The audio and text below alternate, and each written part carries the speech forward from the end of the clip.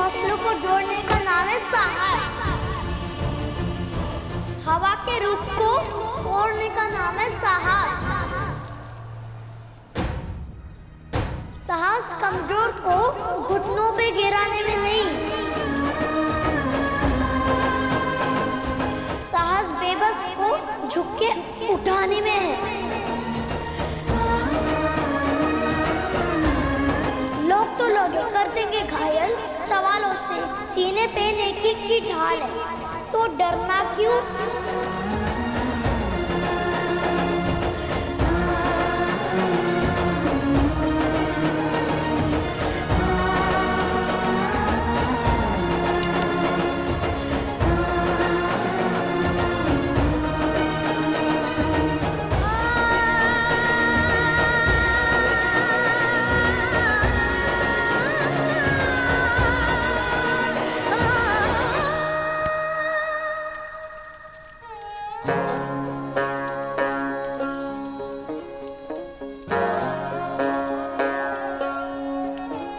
ये लो शरण बन्ना, केसर मिश्री।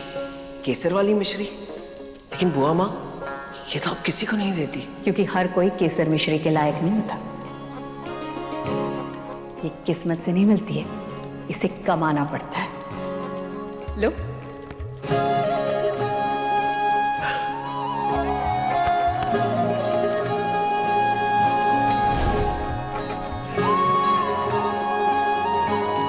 बेटा, ये कविता तुमने किससे सीखी?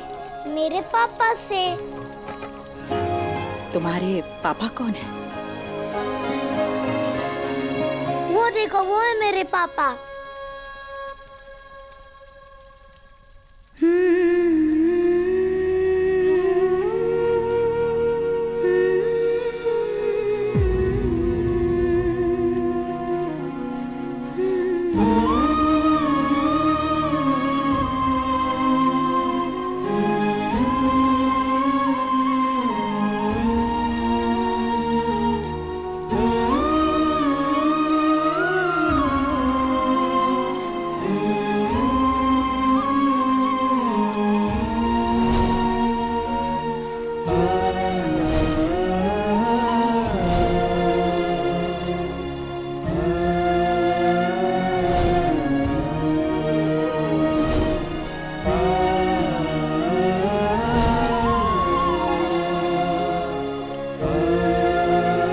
दुर्गा माँ, मेरे पापा की अधूरी कहानी को हमेशा के लिए पूरी कर दो। कुंवर सा और रानी सा को फिर से मिला दो हमेशा के लिए।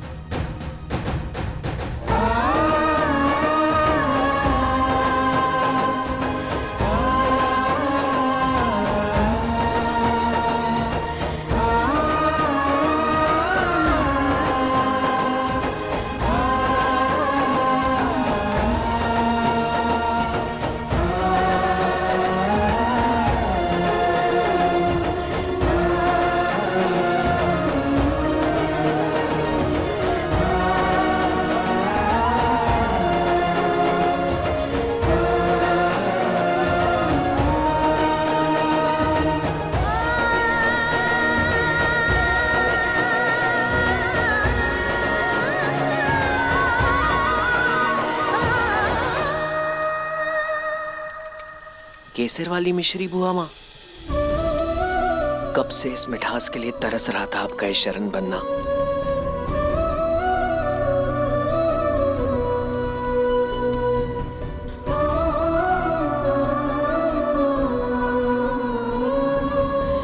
प्रेम दी, मुझे रोना क्यों आ रहा है?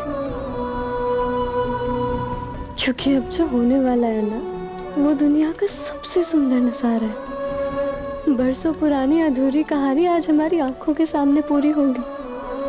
अब देखना, दोनों ना एक दूसरे के पास आएंगे, खुशी से कुछ कहेंगे नहीं, और तब रानी माँ अपना बायां हाथ आगे बढ़ाएंगी।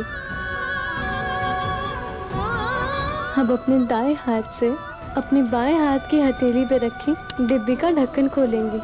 अब पापा की नजर उसके अंदर रखी केसर वाली मिश्री के खजाने के ऊपर जाएंगी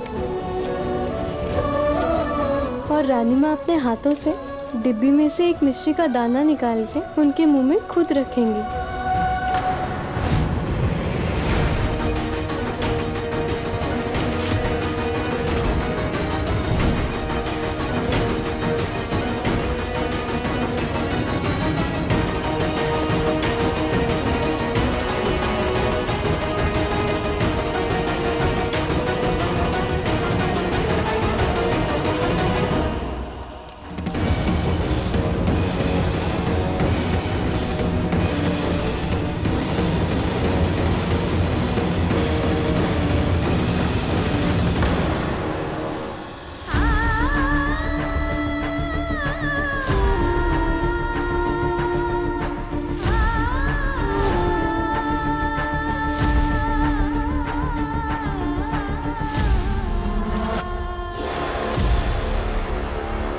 ऐसा की सौगत, अगर प्रेम की मिश्री में कड़वाहट मिल जाए वो मिठास नहीं देती।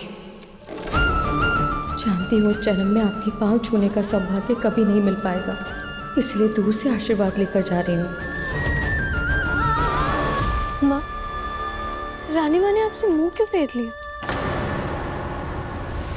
बुआ माँ, वक्त के साथ बहता पानी भी पत्थर को मोम कर देता है। फिर आपका दिल तो माँ का दिल है, क्या आपके इस बड़े से दिल में हमें थोड़ी सी जगह भी नहीं मिलेगी? हमने तो बचपन से आपको अपने दिल में संजोए रखा था, लेकिन आपने खुद उस दिल को ठोकर मार दी और वीरगढ़ से चले गए। हमने अपने हाथों से आपके लिए खुशबूदार गुलाब के फूल की माला बनाई आपके राज तिलक के लिए, और आपने रास्ते पे चलते हुए घटिया फूल की माला पहन ली और उस लड़की से शादी करके वहां से चले गए। हमारे लाख मना करने पर भी आपने राजखनारे की मान मर्यादा को दांव पर लगा दिया। बुआ माँ, आप ये कैसे भूल गए कि आप वीरगढ़ के होने वाले राजा हैं? कैसे भूल गए आप कि जिस औरत को आप इस घर में लेकर आए हैं वो सिर्फ एक मामूली नाचने गाने और नौटंकी करने वाली है। ऐसी लड़कियों को तमाशे के बाद नोटों का हार फेंककर घर से विदा किया जाता है, ना कि उन्हें फूलों का हार पहनाकर घर की दहलीज में लाने की गुस्ताखी की जाती है। आपने सिर्फ हमारे रिवाजों को नहीं बल्कि हमारे दिल को भी तोड़ा है। लेकिन फिर भी वीरगढ़ की भलाई के लिए रियासत के होने वाले राजा को हम एक और मौका देंगे। आप उस लड़की का हाथ पकड़ के सिर्फ इस घर से ही नहीं बल्कि अपनी जिंदगी से भी विदा कीजिए उसे। आप इस शादी को भूल जाइए, हम आपकी गलती को भूल जाएंगे। भाई साकी सौगत, आपके इस कलंक को ढांकने की पूरी जिम्मेदारी हमारी है। किसी को कानो कान खबर भी नहीं लगेगी। बस आप इस लड़की को छोड़ दीजिए। बुआ माँ, वचन देना और देकर निभाना वीरगढ़ की पहचान है, और वचन की रक्षा के लिए जान भी देनी पड़े, ये वीरगढ़ का रिवाज है। हम वचन दे चुके हैं बुआ माँ, और उसे निभाने के लिए अगर हमें अपने प्राण भी देने पड़े तो हम खुशी खुशी देने को तैयार हैं।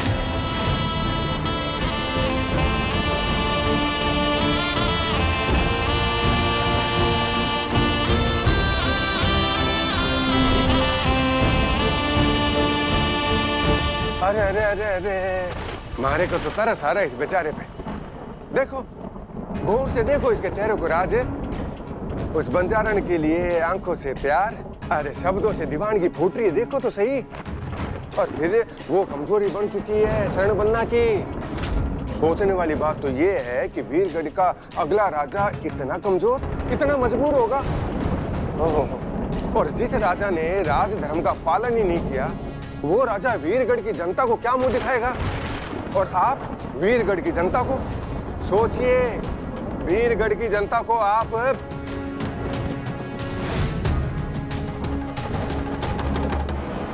बुआ माँ,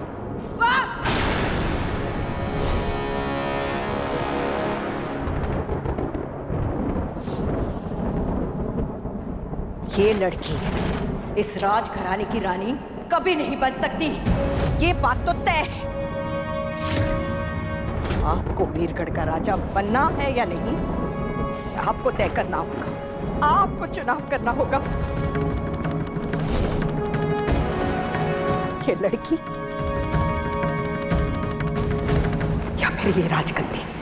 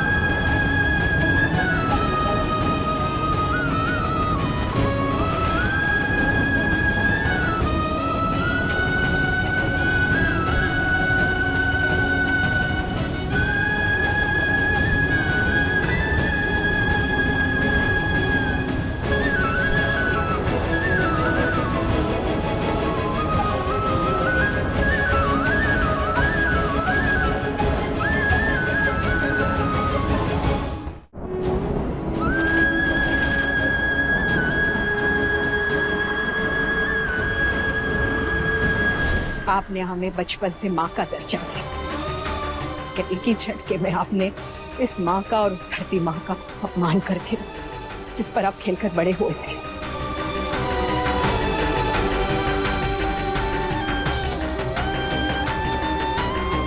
ऐसा की सौगंध, हमने जो कुछ भी किया राजधर्म को निभाने के लिए किया, और आपने क्या किया?